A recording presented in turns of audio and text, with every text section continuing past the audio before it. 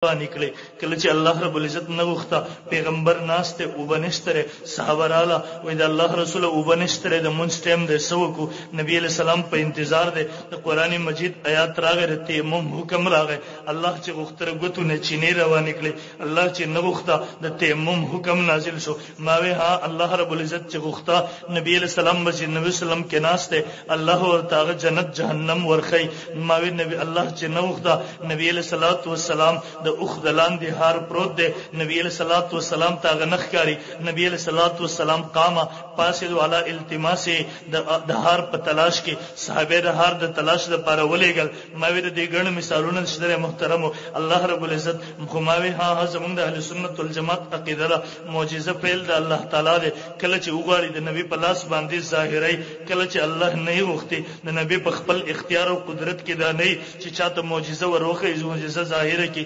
محترم عرض میں کو اگر صدر سے بویلا ول دنیا کی کمی او نبی دې سره ول ممکن دې مطالبه وکړو چې د هر نبی امتیان دی پاسيږي خپل نبی معجزات دی او ول شروع کی ول خبره بګران شي زه انتهایی په مختصر الفاظو کې وایم چې نن دنیا کی کمی او نبی دې سره تیر شوی چې نن موږ دنیا ته هغه معجزه ورخایو يهود خاموش دي ولی يهود بر موسی علیه السلام معجزه دنیا ته بیان کی چې موسی علیه السلام به امسا وګرځول داغینه به اجدها او مار جوړ شو عیسایان بر عیسی علیہ السلام معجزہ دنیا ته بیان کې د الفاظو تر حد پورې چې عیسی علیہ السلام په قبر ته ودرېدو ویل به قوم باذن الله هغه مړ به راځوندې شو دنیا ته بیانول شي د نور انبیو معجزات دنیا ته بیانول کېدې شي خو دنیا ته ور خوده نشي دنیا ته مونږ نن خوده نشو ماوي ها انبیو کې دغه یو نبی دی محمد رسول الله صلی الله علیه وسلم چې هغه معجزه مونږ دنیا ته صرف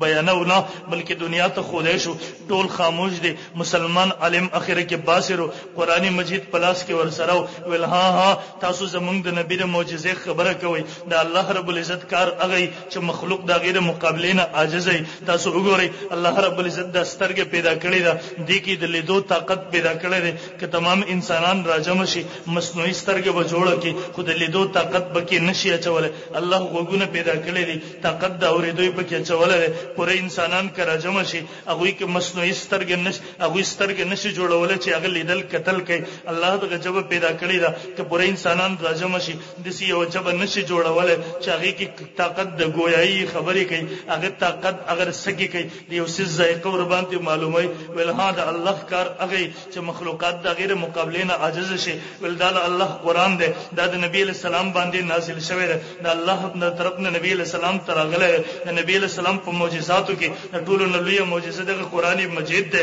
دا د نبی له سلام هغه معجزه چې نن موږ دنیا ته صرف بیانو نه بلکې عملی تور دنیا ته ورخایو چې د نبی له سلام د نبوت معجزه د دنیا ته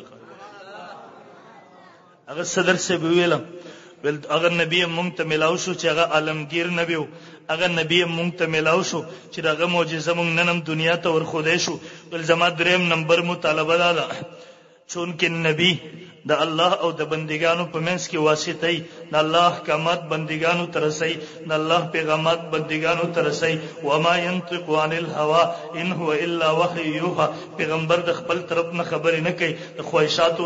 خبرې نه کوي ان هو الا وحي يوحى د خلینه چې سوزي هغه وحي د الله تر طرف نه ورته وحي راځي وای ها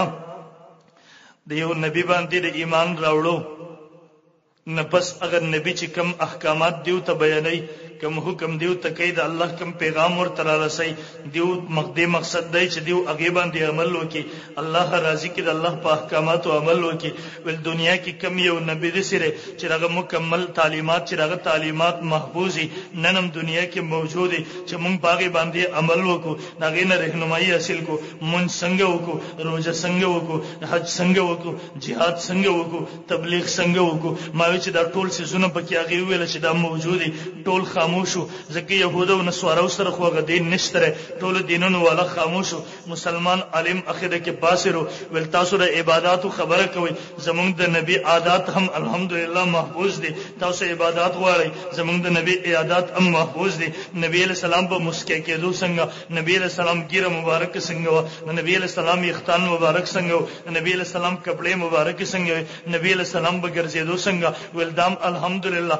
نن دا هر څه موجود دي ول د نبی علیہ الصلوۃ والسلام دغه عادت هم محفوظ دي. اخیره کې دغه ماوي هم محترمو دا الحمدلله مونږ پر دنیا ته په فخر سره وایو چې نبی علیہ السلام صرف عادت نه عبادت نه بلکې د نبی علیہ الصلوۃ والسلام عادت هم الحمدلله